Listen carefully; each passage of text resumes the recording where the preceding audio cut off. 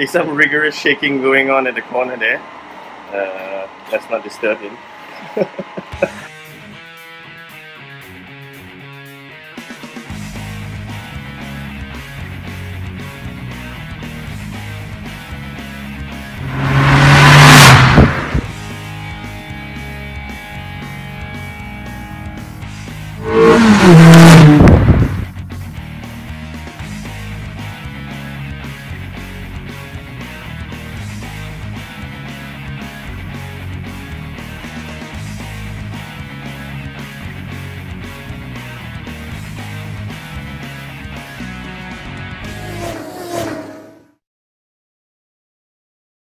On today's episode 2 of Mods4Noobs, we're continuing work on the 2006 Kia Cerato. This is a 9-year-old car with lots of scratches and bumps, so we're gonna try to fix it with some sandpaper and some touch-up paint.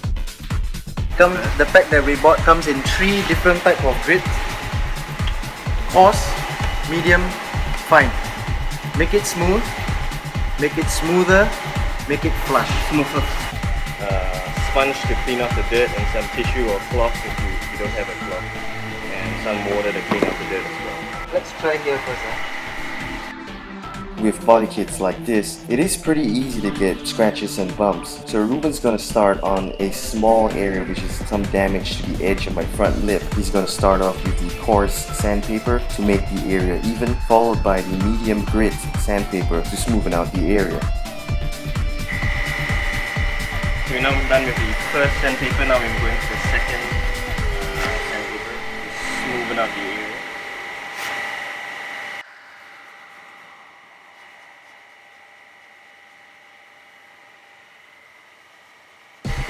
So this is what it looks like right now. Touch. Oh, feels great, man. Feels like a baby's bottom. Here, are we gonna use one more? Just use a wet cloth and wipe. Then we try with your... Are we gonna use one more sandpaper or no need? When you have a large area like this, you just use a cloth or a sponge to wipe it all off.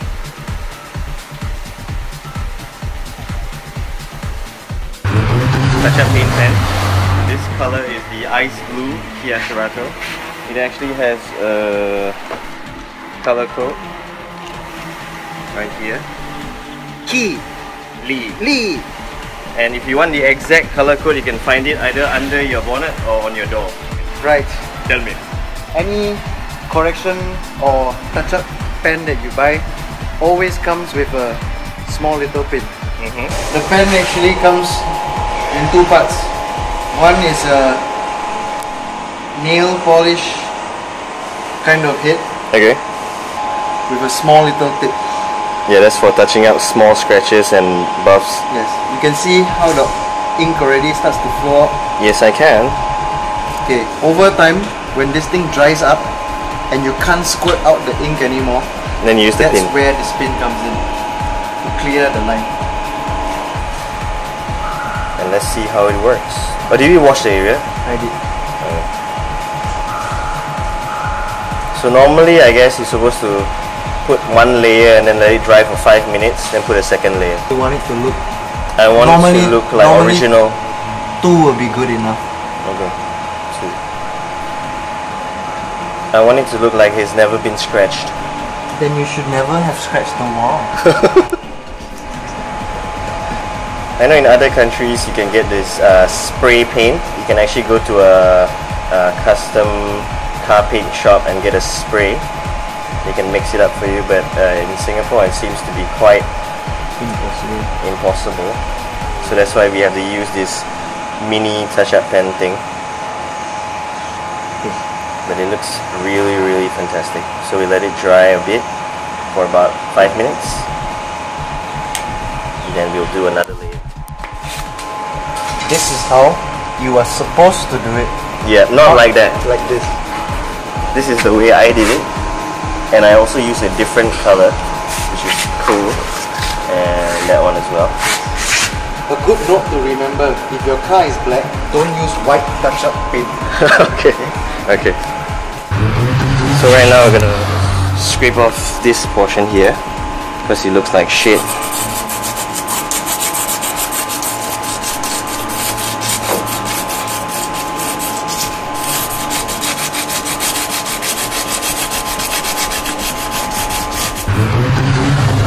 right now you can see what happened after I actually sandpapered the whole area.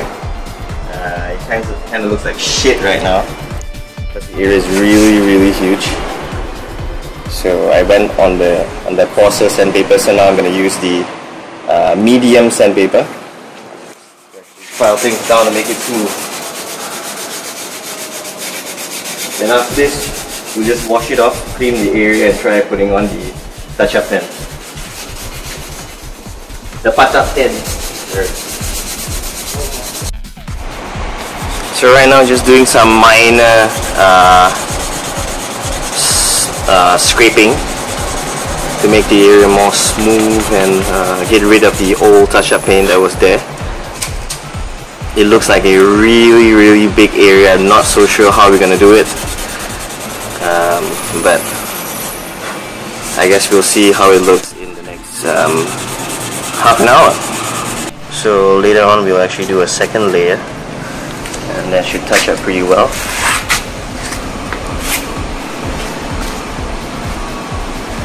Before you start painting anything, always test the color on an inconspicuous area to make sure the color matches. Yeah, I did. They had a giant place. Right, that's why we have this. After a few minutes, the touch-up paint on the first area was actually blending in pretty well with the original paintwork. So Ruben actually started working on other areas which were scratched as well. So we're touching up another area, then after that I think it's more than 5 minutes now, we can go over a second coat for the small area that we were testing on. Did we clean the area? I did. Okay. So now we're going for the second coating on the first area that we touched up.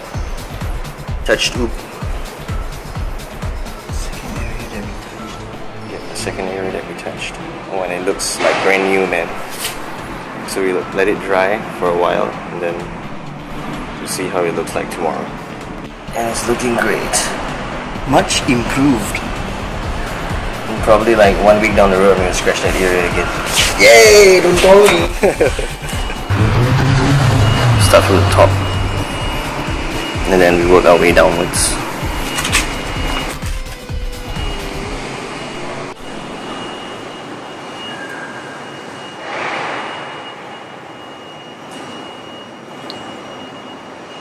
This takes a lot of time and patience, something which I'm not good at, but luckily we have Ruben here, and he's shaking again. Gross. Oh, gross. Bad thing about using a touch-up pen is that It's really slow. you don't get very good blending, even though the color is the same. But then again, it could also be because the original color of your car. It's faded. Yes. Well, it actually looks fine to me, because now it's still wet. So we're gonna come back and see how's Ruben doing in the next 2 hours time. While he's doing that, I bought this fender protectors, fender bumpers, and then I'm gonna stick it on to make the car really look slightly nicer, I guess. So let's put it on. This is using a 3M tape, and I'm gonna start from here at the curve here, and then I'm gonna do it for all 4 ends. So right now you can see that I sticked it on. So before I put on the this bumper thing, firstly you gotta do a measurement. For me, I started off at the wheel arc here at the curve, so it's a pretty good gauge on how to get the other directions, the other side equidistant. Hold it there for the next, maybe hold it in for about 5 minutes. Hold it in like you're gonna take a shit. So you just hold it there for 5 minutes, and then we'll move over to the other side. While Ruben is actually working on this side, so I can't paste the protector on, so I'll move to the back, and he's progressing really well. Were you an art student, Ruben? No, I used to work in a nail shop. Didn't really make sense, but okay, so let's move on to the back. So if you have a friend, fortunately I do, we can actually make a benchmark. Let's call it a jig. A jig. Okay, so we're gonna actually measure it so that the other side looks equidistant as well. So we're starting from the silver portion just above the four-ring words, and then we're having it in line with the rear tail light, the edge of the rear tail light. And I say it looks pretty good, so now we're gonna do the other side. Already washed and cleaned and dried and everything. Okay, so now we got both bumper protectors on from the back, and it does look pretty good. What do you say, Ruben? Does it look nice? Yes, I said it looks like it came with the car. Okay, I just wanted to record that down again because he actually said it off camera. This is the sandpaper brand which we used. It's about $6 plus. And so let's check out the touch-up paint that we did. From the crappy looking front lip that we had in the beginning, we haven't completely touched up everything, but it's a vast improvement. It's a vast improvement.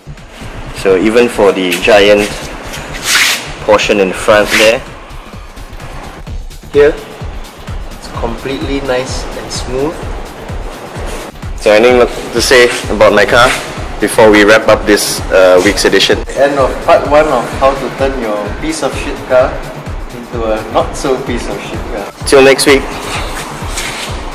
Bye from myself, bye from Ruben. See you guys.